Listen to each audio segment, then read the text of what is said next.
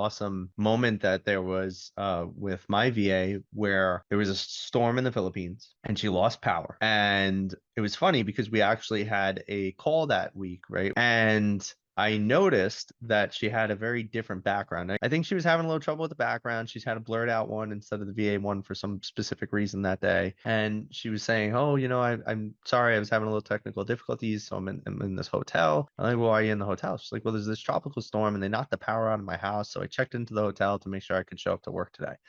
And I was more like, "Shouldn't you like be off and bundled somewhere safe, like instead of in a hotel if there's a tropical storm? What are you doing?" It's learning from your failures, just and most importantly, it's just doing it as the Nike commercial, as we've mentioned before. All right, everyone. Welcome back to the 1% Podcast, episode 4. I'm Vin, I'm Shane. and we are today going to discuss, and I thought this would be really fun, so that's why I brought it up. We're going to discuss why Shane's VA company is one of the top 1% VA companies in the world. And if they're not, they damn well should be, because his company provides phenomenal service. And I wanted to do this today specifically to highlight just how amazing of a service of a company that this man has built, because I have tried other VAs. I have found the $5 VAs, the $7 VAs. I found the supports, the services.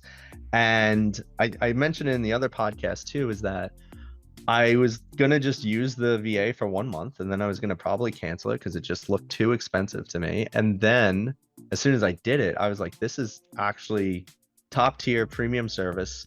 And we were trying to figure out, what are we going to talk about today? And I was like, dude, I want to showcase your company, because it was the greatest experience and one of the best decisions I ever made. So today I'm going to share a few of my experiences. I'm going to ask Shane everything there is to know about his VA company, how he sources, and all these crazy things that I have no idea about. But I am just genuinely curious, and I'm sure some of you will be too, because this is going to help you with the mindset of a high achieving 1% business owner. So Shane, are you ready to take it away today? I think I'm going to have to get Shane's book of secrets out today for this podcast, and let you guys in on a couple of tips and tricks here. So yes, absolutely. I'm very excited. Episode 4. I love these things. It's the best way to start off my Saturday, is spending time with you and talking about the 1% and how to become the 1% and how to stay there with the mindset, body, soul, wealth, financial, everything. So I'm very excited to talk about the VA group. And next episode, we're not sneaking by. We're going to learn about Vin's company as well. So yes, very excited today. Awesome, man. So let's just kind of jump into it, because I'm very curious. All of your VAs are highly qualified. I mean, even from, well, actually, all right, let me pause, because before I even go into that, let me talk about my experience with the onboarding, and then we'll go into what I was just about to bridge into. So the experience with the onboarding was phenomenal. We meet with your onboarding director, and we get this giant list of questions that he asks us, which I wildly appreciate, right? It's super intricate. The questions are very tailored to my business specifically, right? How did you, I mean, the questions are tailored to every single business, not just mine. But the director really takes the time to tailor it to your, specific industry. So one question I would have is, how did you think up that process, right? Because so many people go out to find VAs, and it's just like they find a VA, or they have a VA company that just matches you with VAs, but you actually have someone dedicate time to sit down with the client and really get to know what they need before they just start pumping VAs at you. So what was the thought process behind that? Like, why did you come up with that as the thing to start with? I'll tell you, originally, I didn't think of that. Everything came through trial and error. And that's the best thing about being a business owner, is the journey. And it's about, learning from things that didn't work or things that worked, but you just wanted to improve on it. The onboarding specifically, after the sales call, and, you explain how great the virtual assistant is and how we can offset those tedious, mundane tasks that business owners don't like to do. That's really the onboarding where we get down to the nitty-gritty. So we needed something where we ask everything that we want the client to delegate, and we find out more about the business owner. So that way, when we get this perfect virtual assistant, we know, okay, this VA is going to be a great match for the client because of this 45-minute detailed onboarding. So really, it's just finding more about the client and what their needs are, and being that simple. So, and finding a virtual assistant that has this type of sophisticated background and kind of mirroring that. Now, I was going to say it probably took me about 3 years to actually get there. You know, at one point when we first started, it was just getting virtual assistants off of third-party networks like Fiverr and Upwork, and, you know, just being an agency and having us monitor it. But oh boy, have we just vastly changed. We don't even use third-party sites like Upwork and Freelancer and Fiverr anymore. It's very integrated and detailed. And to be honest, that's, like I mentioned before, it's one of the best parts about being a business owner, is just learning from failures and improving your processes in place. Well, I think that actually brings up a question for me, right? So I'm thoroughly happy with my VA, but you do bring up a good point. Why shouldn't I just go to Fiverr or Upwork or something like that? I mean, they could do it quick, they could do it efficiently, and I know that it's pretty damn cheap. And usually those people are somewhat good, right? Because I could just go find someone that has like 5,000 5-star ratings. So what is it that really makes the differentiator between your VA and that 5-star 10,000 rated Upwork guy? We get this question all the time, and there's a difference. When a business owner, first off, a successful business owner, we'll start with this scenario here first. A successful business owner doesn't have time to look through portfolios and resume and cross their fingers and hope they pick the best one. Now, if somebody's looking for a one-off contract, I need you to build a logo, a website, a design, we're not going to be a good fit anyways, because we look for longevity in clients. So, but if you are, go to those sites, look at those 10,000 reviews, look at those things that you can one-off projects here. But when you're looking for longevity, you want quality. You want to go with an agency. You want to go with somebody who's going to do all the legwork, the vetting, the criminal background checks, the IQ test, the competency test, the thorough onboarding where we find out more about your business. And then we hand select virtual assistants that we think is going to be a good fit, and we have you interview them. And then at that point, it's like, oh, I want this person to work for me. So that's for successful business owners. They don't have time to do all of that. Now, for just the regular, like, hey, I'm wearing all the hats, I'm doing it myself, think about it this way. You have to spend the time in training the person, interviewing the person, making sure that they're going to be the right fit. And remember, this isn't for a one-off project. This is for something that you're still looking for longevity. Sure. Well, now you have to hope, because this person that you met is on Fiverr and Upwork and Freelancer, that they're not going to leave you for the highest bidder. They're not going to leave you high and dry after 2 weeks that you just spent all this time and money and energy training this person. And guess what? They left you. They didn't clock in. Right. They left you because somebody is paying them more. They stole your information, right? Safety and security is a very big thing. You're hiring a contractor to do longevity work.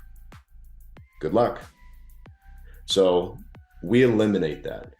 When you alleviate that, and it's so hard to find good work ethic and good employees. So when you come to there, and when you come to an agency like ours and they hear all of this, it's like, you're going to do all the legwork. I don't have to worry. You pay them 3 times over minimum wage, health benefits, cell phone bill, 13-month pay. You treat your employees fantastic, and salary even before they get a client. So now I'm just an added on bonus. That's the whole goal.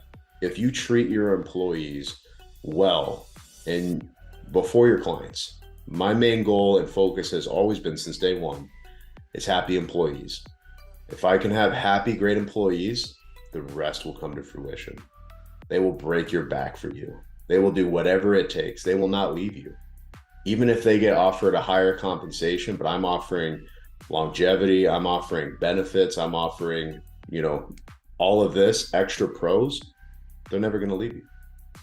I love that. It's my primary bread and butter. Well, so you said something that was very interesting. This I'm definitely curious about, because there's something to be said about doing proper thorough vetting that I think most people can't do, especially me. So I had a friend, he was helping me find VAs. We found this one VA. Her name was Juby, which honestly, very cool name. Kind of wanted to work with her just because of the name. But the Mhm. other part is I have no idea where he found her. I have no Mhm. idea what her life was like. I have no idea who she was. I mean, we had a few WhatsApp messages and then she was like, "So when can I start?" And I was like, I don't know." And so I think it's very interesting. You said you do these background checks, these criminal checks. I mean, all these different types of evaluations. What exactly, go a little more into that depth, because that's really curious and that's really cool, I think, that you actually take the time to do this. Do you have like personality tests? Is there, you said there's an IQ test, do you check psychological? Like what are the requirements? Like how does one become a VA for the VA group? It's a great question. So, our vetting process is usually a week to 2 weeks. We start by offering them an agreement that they have to essentially sign that they're agreeing to a background check. And obviously, they have to pass that. So, we do a criminal and financial background check to making sure that they're not in major debt and they don't have a very, big criminal record. It's very important, which unfortunately we've come across, not a lot, but we've come across, and we cut ties. I know people have made mistakes in the past, but to be honest, we just want to make sure that everybody's on a clean slate moving forward.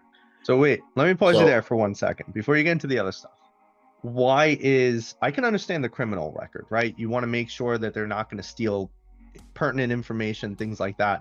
What about the financial record? Why is that so important? Like, what if they are coming to you and they aren't in some heavy debt and they're really just trying to get out of that hole? Why is that one so important?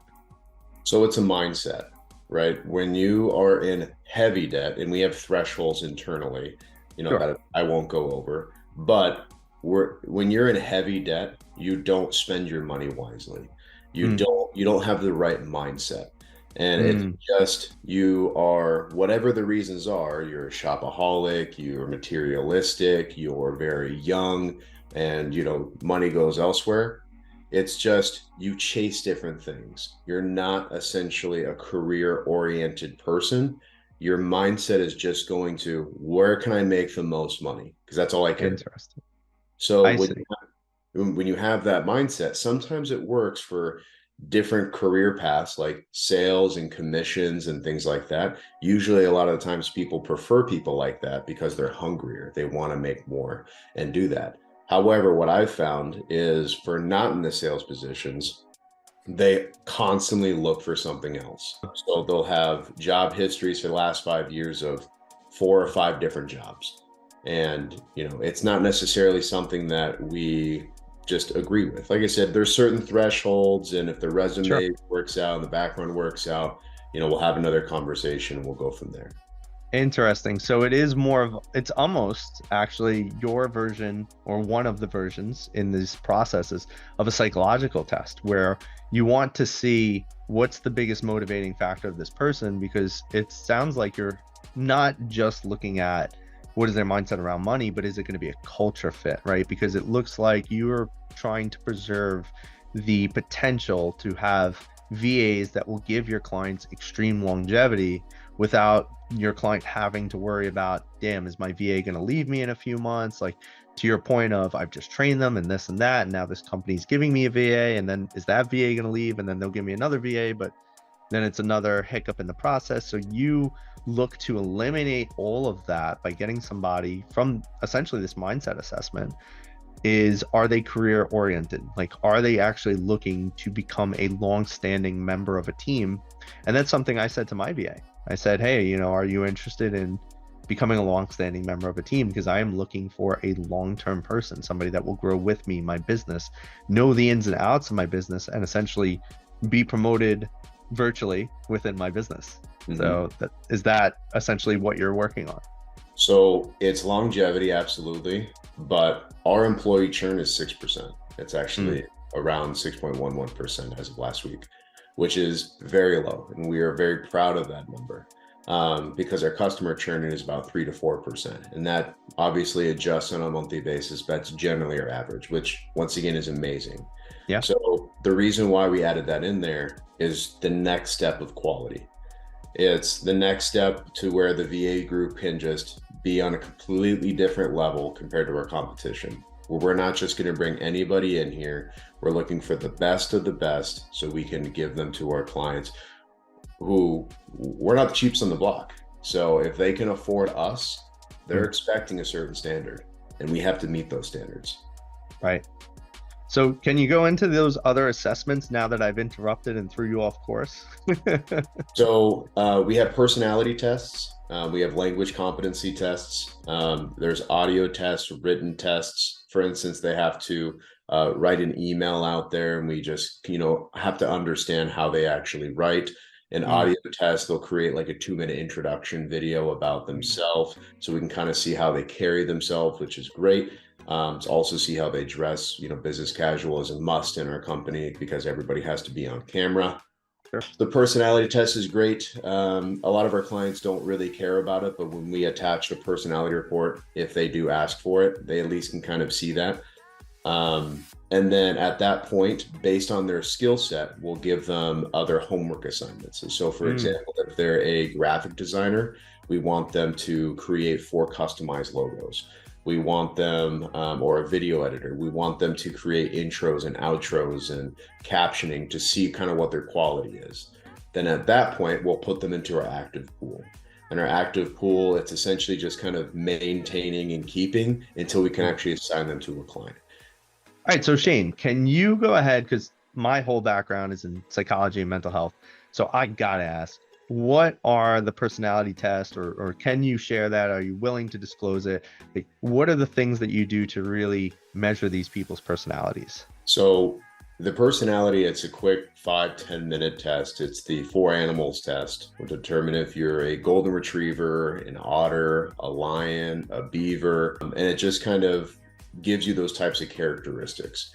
It's mainly for the clients, just see what type of personality that the virtual assistant actually has. Some people care, some people don't, but that's primarily the personality test that we use.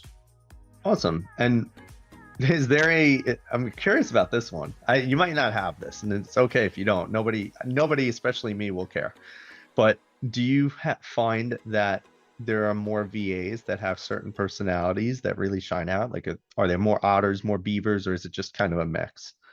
So shockingly, I can tell you that I have 4 sales reps right now, and not one of them is a lion, which is interesting. 3 of them from last time that I checked, and this was a little while ago, are golden retrievers. They're loyal. They're essentially intuitive, they're witty, they're smart, but they're also introverted. And I think that's kind of the new way of selling. At least that's kind of the direction that I took, is these smart, witty, educated, introverted people that are building rapport and connection with people. Now, as far as the vast majority of my virtual assistants, I don't have that. That's not in my field. That would be more for my HR and my training directors to have. If I were to take a guess, it would probably be a good healthy mix based on the deliverables that everybody's looking for. Awesome. I love that. What this 4 animals personality test, why did you settle on that one specifically? Because there's 10 million of them out there.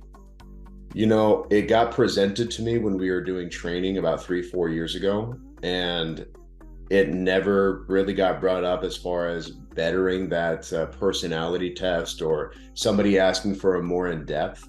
It was just like, tell me about your personality. And, it was a good detailed list. Love it. Yeah. I think it was on like the Focus and Family, or Focus the Family. That's the website for the 4 animal test. It's a quick 5-10 minute test. It gets you the results that you want. It's good characteristics. It's great for the clients. I love that. That's awesome. But if you have a better solution, I'd be, or a better alternative, I'd be happy to look into another personality test.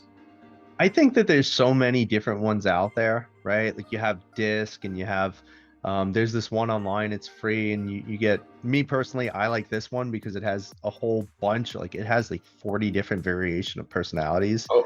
And it's got like different cool names, like the Explorer or the Adventurer or the Wizard. And I'm like, see, that's up my alley, because I'm a big nerd in fantasy and medieval and all that. So I love that one specifically.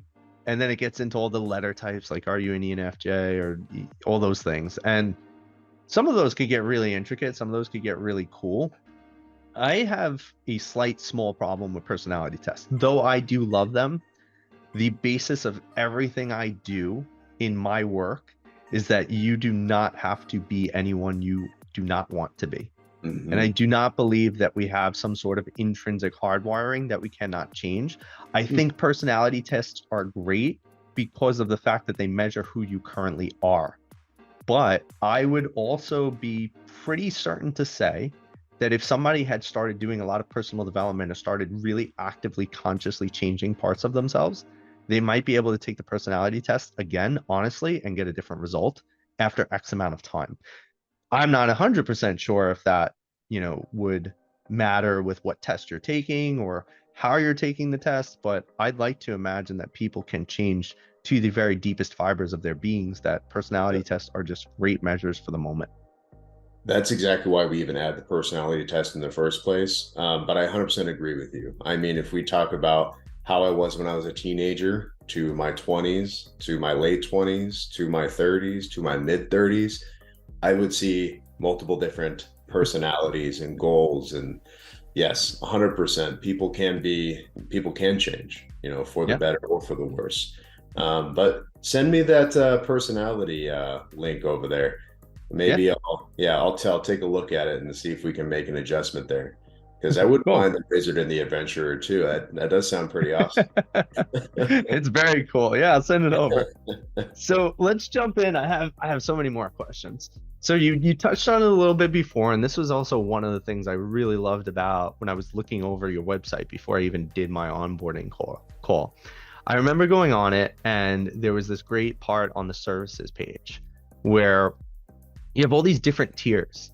Now, this I loved, right? Even when I've shown other people, I was like, hey, I'm happy to refer a friend over or whatever. And I would tell them about your service, and they'd be like, well, does he have someone that could do this? I'm like, not only does he have somebody that could do that, he's got different freaking tiers of people with different things like college degrees and certifications and all these things that you would not expect a typical VA to have. So, a few questions on this is one, how did you even wind up finding VAs that are so thoroughly, completely qualified to do some of the great things you have on here? I actually have your website even pulled up just to ask, right? Like you have your tier 3, which are managers, you people that could basically be freaking directors to some degree. They have bachelor's degrees. They have experience leading. You have tier 2, which is awesome. And I mean, you have all these different abilities, like the people out there that are charging you thousands upon thousands to do copy or do brand management. You have that in your VAs. You have the ability for them to do accounting.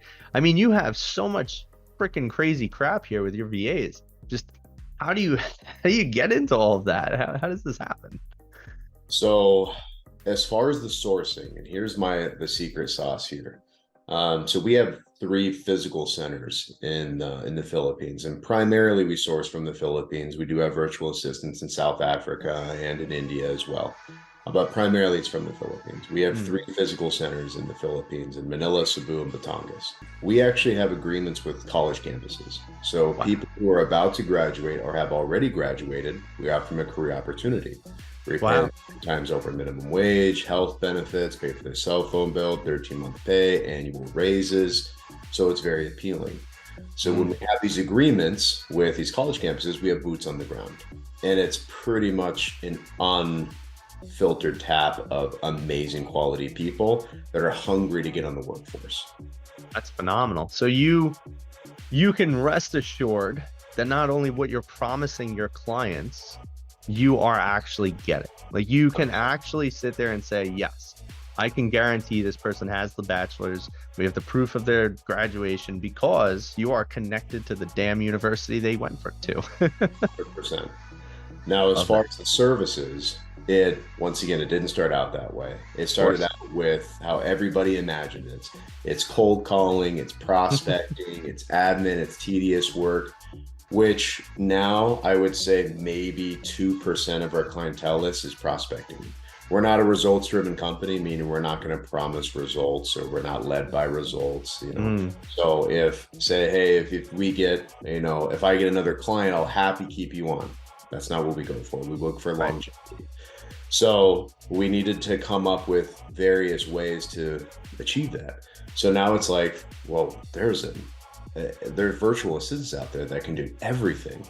And so we slowly added on to our services with graphic designers and video editors and content writers and accountants and virtual managers and marketers and social media managers. So it's literally all encompassing that we've, you know, now are that we can handle. So it's almost like a menu. When you go into, you know, a restaurant and you're like, oh my gosh, what do I get here? That's why we set you up with somebody. It's like, what are your needs? Do you need this, and this? Yes. Let's build you a rockstar virtual assistant. You know, we're not going to find a needle in the haystack, somebody who knows how to, you know, do QuickBooks and is sufficient in the content writing and do graphic design and video editing and make cold calls. No, we'll be more realistic. But if we can take off a business owners, or, you know, one of their employees 20 hours, 30 hours, 40 hours a week, or multiple employees, it's amazing. Now Mm. our business owners can focus on client acquisition, growth, more time with the family. So that's what we really cater to, is a custom built virtual assistant with a sophisticated background, degree, whatever it may be, based on what the client's needs are. That's a really valuable point too, because from my understanding, and I think we had talked about this, right? As in paying you as opposed to getting a VA directly, this also becomes a business write-off, doesn't it? So we are considered a marketing cost at 1099. Yep. So that actually enhances the value, in my opinion, because instead of me hiring somebody who's going to be wildly qualified, which to your point, your VAs are actually quite wildly qualified. I'm going to pay you. You're going to give me this highly qualified person that I can integrate into my company, basically become my employee without any of the headaches of having payroll taxes, all this other stuff. And then I get it as a write-off. I mean, this really is like the best double-edged sword ever. You ready for more? Tell me So more.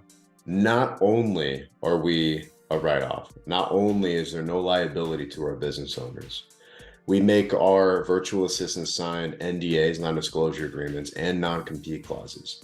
So while this virtual assistant is working for you, they're exclusive to you. They're not working for other clients. So even if they're part-time, we say, we'll take care of you, which once again, we pay them a good salary with good benefits. We will pay you, but you're saying that you're going to be exclusive to this client. If you do a great job, guess what? The client will promote you to 30 hours a week, 40 hours a week. Can't guarantee it, but that's what we get to provide, is non-compete clauses, non-disclosure agreements. We can guarantee that they're exclusive to our clients, which is very important. Now, also, the virtual assistant, when you hire us, we become a management agency as well. So we will have the virtual assistant clock in and clock out every day. They'll provide hourly reporting. They'll send end of day reports to you. We'll also have a manager on top of the virtual assistant to do some relationship building with the VA. It's a lonesome job. So we want to make sure that the manager is building rapport and building a relationship with the virtual assistant, checking in on them constantly, asking if they need any help, making sure that the manager is checking in with the client. How are things going with the virtual assistant? Do we need to set up a weekly call? What improvements can we make? So it's not just a handoff. It's so much more that we actually bring to the table, which is why, once again, we try to just bring the best that we can to be this 1%, to be on a completely different level compared to our competitors. Right. Well, actually, so that was one of the things I was going to bring up about my experience, is being put in this Skype group with like 9 other people. And I was like, well, that was at first I was like, well, this is strange, because I thought I just have a VA. But to the point, and it is really great too. What I really like is some days I am super busy. I don't even get to check my Skype. Like, I don't know what's going on with the VA. I mean, I see her end of day reports, which I always look over, and that's really important to me. But I love that there is that manager in there, because she's interacting with her. And I don't want her to feel that she's not neglected, or that she's neglected, or that she's not actually being looked after. And I know that some days I'm just too busy to go in there and see that she's typing like, good morning, I'm starting my day. And like, I value that highly. But by the time she's typing that, I'm ready probably go on some meetings or with some clients. And then of course, the day piles on, you get emails and you get messages and then you forget. Now it's like, I'm clocking out. It's like, but luckily there's somebody in there that's like, thank you for such a great day. Thank you for clocking. I gotta say, my manager, she's motivational. She's great. She's like, it's a Thursday. We're gonna power through this. And then my VA clocks out, and then she's like, have a restful evening. Come back Friday. We're gonna crush it again. And like, I love that she is so encouraging. I love that she is promoting, my VA to be her best version. I think that that is extremely important. And what I really love is that I don't personally have to do it, though I want to. And there are days where I will throw in a message, or I'll say, my VA's name is Marie. I'll say, Marie, you're doing great. Like, you're crushing it. Thank you for your work. Thank you for your help. And I do my best to acknowledge her, but I think it's beautiful that there is somebody there that is continuously giving her that encouragement. It's not to say that she needs to have her hand held like a child. I think it's just good psychology, right? Like, we know people want recognition for what they do. We know that people want to feel included and desired and appreciated. And you've created a system to do that. I mean, that would probably explain your 6.1 or 6.6 or whatever the churn rate was, because they're very cared for. And I think that's phenomenal, right? Like, how did you come up with that has to be a standard? That's I would say that's a more complex answer, than just doing it. When I was in the corporate world, I always felt like another number. I didn't really matter. I wasn't really important. It was just, you come in and you do your job, and I don't care what happens, to you in your life. All I care about is you do your job, and you do your job well. And if not, you're going to be fired. So I think it started out in the corporate world a long time ago. And ever since I became an entrepreneur and I hired virtual assistants and sales reps and things like that, I always did my absolute best to focus on how I can make their lives and situations better, and felt like they were important. And it's costed me a lot of time and stress and failure, because it doesn't always pan out that way. So I've learned from a lot of failure, for this. But I honestly believe that if you make your employee a top priority, they'll break your back for you.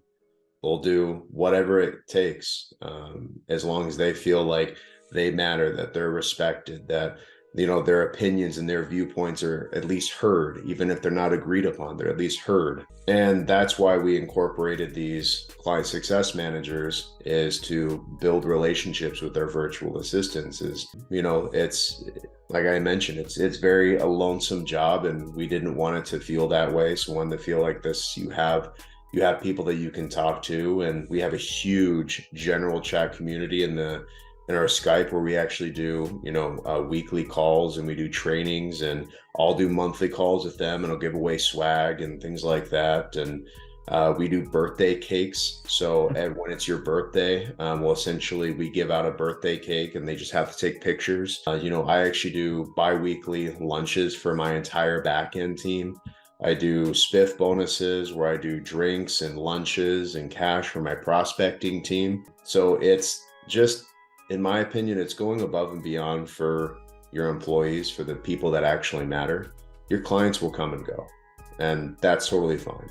But I think this whole mindset mentality, especially as an entrepreneur, even in the corporate world, it's shifted. They care about their clients first, which I'm not saying don't care about your clients, but you need to care about your employees first. They're the ones that are doing all the legwork. They're the ones that are doing the day-to-day jobs. So I've really shifted my mindset and mentality, because I didn't want, them to feel treated how I was in the corporate world. And I think it's paying off. I think there's always areas of improvements, but I can honestly say that me and my team, my directors, who are a reflection of myself, are doing the best we can to improve this every single day. I mean, and that definitely shows, right? And I could see that even in this awesome moment that there was with my VA, where there was a storm in the Philippines and she lost power. And it was funny because we actually had a call that week, right? Well, we have a call every week, but we had a call that day specifically. And I noticed that she had a very different background. Now, you guys have your standard when the VAs get on a call, they have the VA group as their virtual background, but I think she was having a little trouble with the background. She's had a blurred out one instead of the VA one for some specific reason that day. And I noticed the background was a little different. And she was saying, "Oh, I'm sorry, I was having a little technical difficulties, so I'm in this hotel." I'm like, "Well, why are you in the hotel?" She's like, "Well, there's this tropical storm, and they knocked the power out of my house, so I checked into the hotel to make sure I could show up to work today." And I was more like, "Shouldn't you like be off and bundled somewhere safe, like instead of in a hotel if there's a tropical storm? What are you doing?" She's like, "No, no, like it's fine, like it's just a little power outage, but I'm here, I'm ready to work." And she was super positive about it too. It's not like she was pissed. It's not like she was getting on like, "Ugh, I'm here to work." She was like, "No, no, today's gonna be a great day. I'm ready to be here. I'm ready to put in the efforts. Like I wanted to make sure I do this." That's a standard right there. I mean, you can't teach that, or I mean, maybe you can, right? You could set it as a precedent, but that also shows that the employees are willing to follow it for whatever reason, seemingly because you have this amazing culture.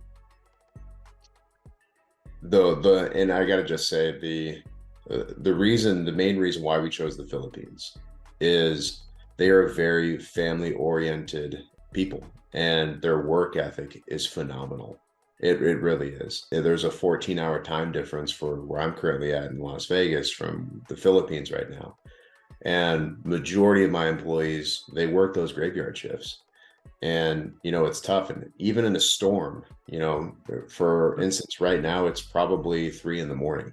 So for them to go at 3 in the morning in a tropical storm and pull in for a 4 to 8 hour shift is phenomenal. And that's not something that we say, hey, you have to do this. It's, as a client, we would be like, this is the situation, here's the proof, and we will compensate you for the day. That's usually our staple.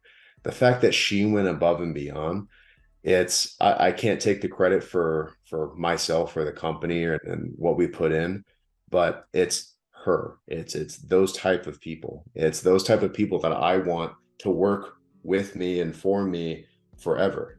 And that's exactly what I'm talking about. It's just it's amazing. So, and to have amazing clients like you personally, they want to work for as well. Well, and I could definitely attest to what you also just said, because the second day, unfortunately, the power in the hotel went out and she had no way to work. So, so you guys gave me a few additional days on the back end of my monthly contract, and it was again very efficient. The billing department reached out. They said, "Hey, we know that your VA wasn't able to work today, and if she can't work another day," and I think overall it was 2 days she couldn't work, and they were like, your next billing date will be delayed because we're going to give you these 2 days additionally. So it really is a fair value when working with your company. And there was something that you said that really made me think back also about culture. I want to just read you a little something here, because I think this is so important to not only what you're doing in the VA group, but for anybody who's listening, who is a prospective entrepreneur, somebody who wants to create a good culture. I actually wrote a blog myself a few years back during COVID. This was 2021. And I wrote this 7-tip guide on how leaders can start being more effective with their employees. And to your point, you said something very important. One of the points in this blog highlights that only 1 in 3 employees actually feel that they are recognized for their work and their efforts. So it's cool because what you're doing probably hits 3 out of 3, to be honest. And what we saw in the research and the stats is that a lot of these employees in the US and this is US specifically, so just for reference of all the data I'm about to share, it showed that 50% of the employees felt that they were disengaged at work, that they don't want to be at work, they don't want to do anything there, and they actually will put in their bare minimum. And the stats were showing even more, maybe not shockingly, but employees that are more engaged, their absenteeism lowers by 41%, their productivity went up by 17% and turnovers lower by 24%.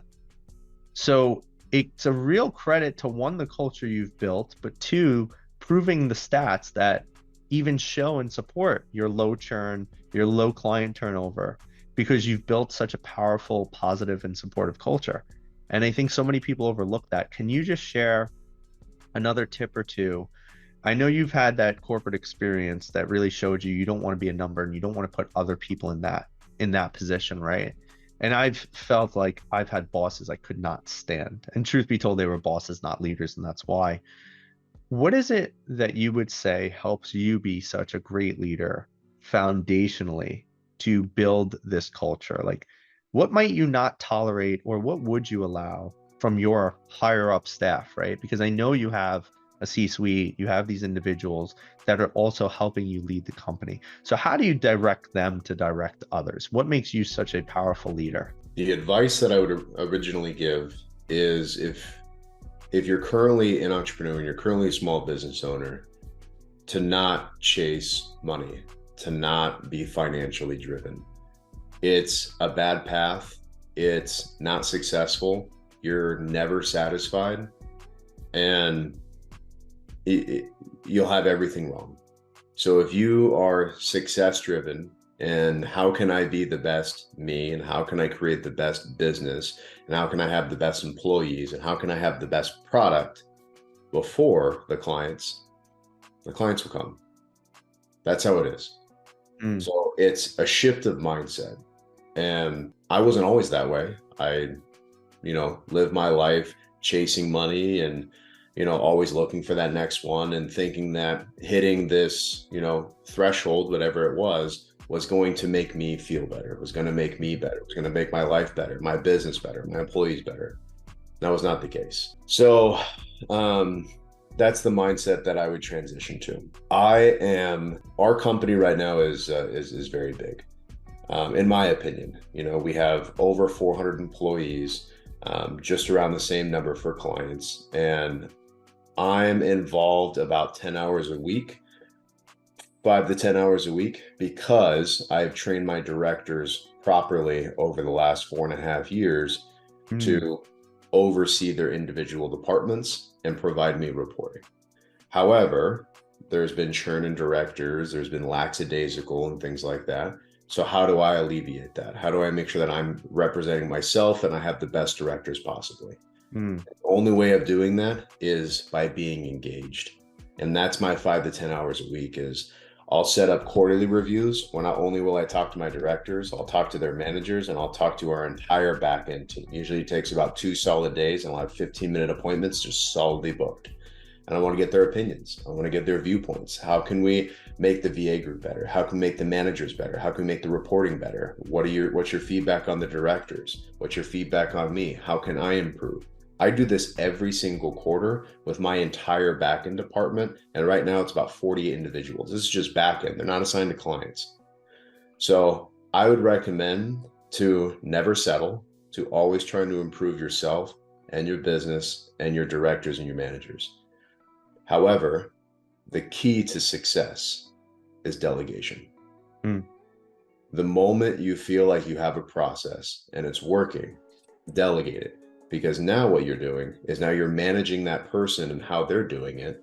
And now you can tweak things accordingly from afar. And guess what? Once they're trained, and this is great, you can focus on other areas of the business. It's a chain. That's all it is. It goes from one link to the next. You just hit something very important, because I have worked with many clients who do not have big companies. Like, I'm talking, maybe they're a solopreneur, or perhaps they have 10 to 15, 20 employees and they're trying to get bigger. And they tend to get stuck quite often. That's usually one of the reasons they'll bring me in. And the reason being this, that what you just said is what they can't figure out. Because if you look at, so I'm a big fan of John Maxwell and a lot of his leadership teachings. And he has this thing called the levels of leadership, and there's 5 levels. And the first 3 levels are very focused on your ability to really gain a position of leadership, where people first start following you because you're their boss, right? That's level 1. It's like, hi, I'm Shane, I own the company. It's like, oh, I'll listen to you, okay.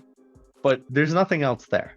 Then you have that level 2, which is people are following you not just because of your position, but also because of how you start to inspire them or the ways you connect with them. Like you might say, "Hi, I'm Shane, and what's your name? Oh, you're Vin.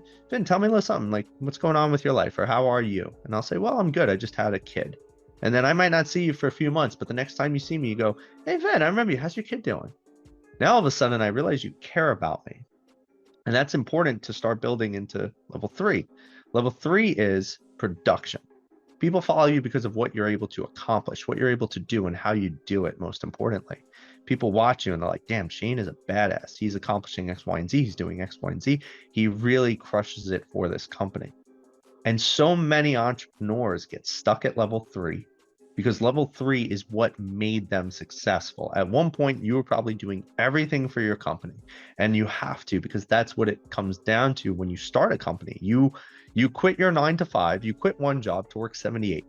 And that's the biggest truth about becoming an entrepreneur. But that's also the stickiest part because psychology shows when you find something that works for you and you find a reward and your brain gets used to the dopamine being released from the reward you get from the task you completed or the things you've accomplished, now it becomes almost impossible to delegate that task. But if you truly want to become a successful business owner like Shane, then what you have to do is you have to step from level 3 to level 4. Level 4 is people development. It's where you're no longer in that role where you're constantly going and producing. It's where you're now in that role of training, replicating, and most importantly, coaching. Coaching your employees, teaching them what you've done, basically trying to clone yourself within them for the process that they need to be doing.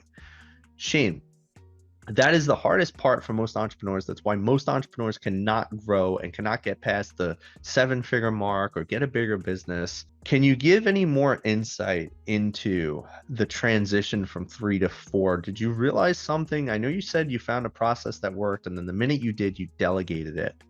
How do you ensure that the person you're delegating it to is actually someone that is going to be capable of carrying out that process like you? Because these entrepreneurs, they get stuck, they don't trust, right? They're like, I need to delegate it so I could become like Shane, but how the hell do I delegate? How do I let them run with it? Or what if they mess it up? Like all these worries and fears keep them stuck at 3 and eventually keep them stagnant until they either never grow or they have to close down. So what can people do to become a little bit more like you and grow from 3 to 4? Well, I feel like you definitely answered the worry there. And I think that's the big thing about, wanting to be the 1% and being the 1% and living the 1% and having that mindset and transitioning things. If you don't like things a certain way, then don't do that. Right? It's not about being comfortable. It's honestly just doing it. I know that's kind of been the highlight here, but I don't have a secret sauce here, Ben. I'm not some, guy that graduated at Harvard or, I even grew up with nothing. I had to work my way from bottom to top. I told you I went to culinary school and I was a line cook. And then I was like, oh, let me do a marketing company with my buddy. The difference is I have an amazing work ethic, and I'm proud to say that. And I learned from my failures. And now, what made me successful is I don't chase paper, I don't chase clients. I'm success driven. And when you're success driven, I think that's so hard to really understand. Mm, You're constantly striving to be the best. You're not constantly striving to chase clients and get more money. You're constantly trying to be the best. And I think the great thing about that, which I get questions all the time, is Shane, are you contemplating on selling the business? Are you looking to get out? It's a terrible time right now. It's not. It's an amazing time right now. People are revamping their business and they're transitioning their mindset of, how can I do this virtually? How can I do this with no risk and no W-2s? And it's a great time. But I personally have to strive to continue to be the best. And so when you do that, when you're success driven, your mindset just transitions. mm. So that would be my biggest advice is you got to change your mindset. If things aren't working, you feel stuck, you don't want to take the risk, you have to change the mindset. I can't just be like, go hire a coach. Go hire. Now, if you're stuck in a place and you need help to get unstuck, absolutely you need to hire somebody, because I personally see a therapist myself. With having, and I know this is a transition here, but I think people need to understand and hear this. When I have multiple businesses, not just the VA group, I have multiple businesses, I have investments, I also have a family, I have a 2-year-old, I have my wife is 7 months pregnant at this point. I balance work and life all the time, but I need to see a therapist. So I need to unload. I need to wind down. I don't have to carry everything on my shoulders. And that way I can have a good work-life balance. Mm. So it's very important for that. I know that's not, the answer and the advice, but I wanted to mention that on there as well. If you are feeling stuck, you don't know how to do this, you need to find somebody who can help you transition that mindset. As we discussed earlier, that we go through phases in the personality. Maybe it's time, doesn't matter how old you are or young you are. Maybe it's time that you speak somebody that's smarter than you, that's been maybe where you are, where you want to be, to help transition that mindset if you can't get there on your own. I Yeah. personally, I mean, I'm a big believer in that. I absolutely.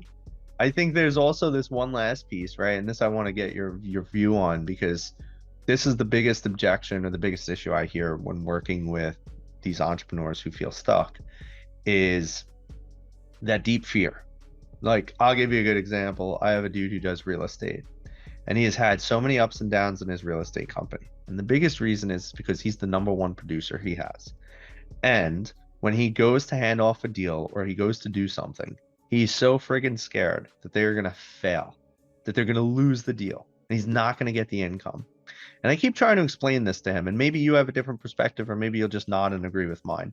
But I keep trying to explain to him, part of their ability to become better leaders and grow into the high performing A players you want on your team is that they're going to have to fail a little bit, because you failed to become the high producer you became, and they're going to have to fail the same way. And if you're so scared that they're going to lose $1 for your company, which they might, but if you're so scared that that's going to happen, that you jump in every time to save the deal, what you're going to do is you're going to make that employee completely dependent on you every single time they need help to close a deal. You're never going to empower them to learn how to close a deal themselves. And you're going to continue to show them you don't trust them. And through showing them all of that, what you're doing is putting them in a disempowering state. You're making yourself the cognitive piece that they're going to think about when they want to close a deal. They're going to think, I need my leader. And they're never going to feel like they have the ability to do it themselves. Can you give a piece of advice for addressing that fear for these entrepreneurs where they don't want to let go because it might mean the loss of a sale or something? So that's the question. How can they overcome that, or what do they need to do? So the success driven and financially driven chasing client, that would be the number one thing. Mm. However, my CIO, who runs the whole thing, she started as a trainer, then a head trainer, then went to HR, and now she's my CIO, which oversees all my departments. She plays me. So I let her oversee all the company meetings, unless I want to come in and show face and do games and things like that. Without that, I let her do that. Then I Mm. have her train the directors to terminate employees that aren't working out. I have her give the bonuses and spiffs out, because they need to see her as a leader, because she is playing me. You have to have that trust factor. You have to be able to do that. Otherwise, you're handicapping yourself. You're Mm. limiting yourself, you're limiting your company for what you can actually do. And I agree with you. That's the old way, that's the old mentality. It's like, you know, nobody's going to do it as good as I can. So I might as well just do it myself. It's Great. probably true. But this is where you're going to be at. You'll never Yeah. get up to here, because this is where you're going to be at. Because there's only so much time in a day, there's only so much you can do. And until you learn how to delegate and become a better leader, and train them on you and your processes and procedures, and coach them and teach them when they do fail, because they're going to fail. 100% they're going to fail, just like Mm. I fail and you fail. Then you're going to continue staying where you're at. You're going to continue chasing the money and the clients. You're going to continue having the same mindset and the same life and the same everything. So my biggest advice would be is when you have a process in place that works, doesn't have to be perfect, but works, delegate it. Delegate it to somebody, and then get reporting, see how it's doing, check in on them. You don't need to micromanage it, necessarily. Maybe you do, but oversee it, find out what's going wrong. And then guess what? They're figuring it out. They're reporting to you on what they're seeing, and you get to coach them, you get to train them. It may not be exactly how you would have done it, but regardless, they're doing it. They're starting new from scratch. They're learning from you. They're figuring it out, and they're reporting. Now, what do you get to do? You get to focus on this and this and this, because this is being taken care of. And you're going to be training and making it better and better and better. 100%. And that's where the true power of a leader comes in, or the true power of a 1% leader. If we want to really just continue with our shtick, a 1% leader or great leader knows that there's a time to be in the trenches with the troops. However, the best way to be an effective leader is to actually be on the hill in the back of the battlefield, because in the trenches, you are limited to the same site as your soldiers. Now, don't get me wrong. They would love to have you there at the rallying of a charge. That would give them more morale than anything else. However, if you want to be strategic, if you want to be tactical, if you want to be growth oriented, and you want to win the war, being on the hill gives you the best vantage point. You're not in the trenches, but you can overlook, oversee, and help direct the men in the trenches better than ever.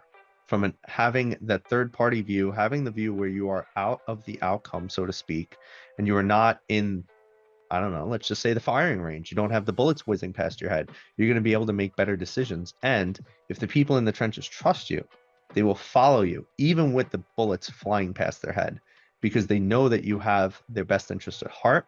They've seen you as a time-tested and proven leader, and they will go wherever you direct them, even in that moment of war. So I like to look at, sometimes in business, it is a battlefield, and you need to make sure that the men and women next to you are equally as equipped, because you are being a good leader, not some guy trying to lead the charge, which is cool in the movies, but ineffective for real wartime strategy. And that's what we're talking about here. Shane, is there anything else that you would love for people to know about your journey in creating the VA group, or anything that you've done that really makes the VA group stand out? And any final thoughts or parting words of wisdom for some future leaders here? There is no secret sauce in life based in my, path, let's call it. It's hard work. It's not being the smartest guy in the room. If you are the smartest guy in the room, you're in the wrong freaking room. It's talking to people and getting advice from people that are smarter than you, that you respect. It's learning from your failures. And most importantly, it's just doing it, as the Nike commercial, as we've mentioned before.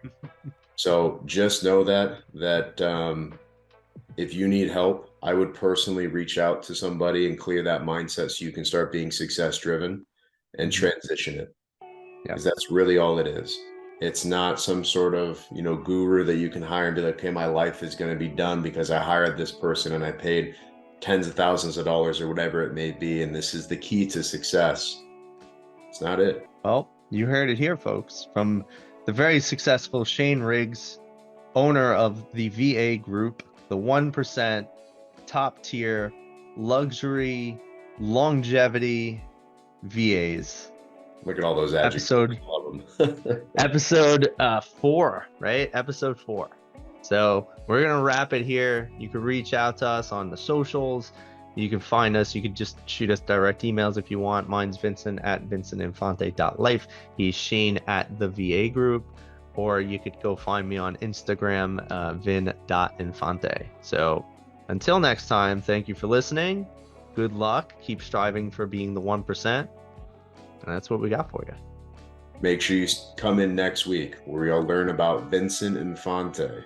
It's going to be a good one. All right, boy.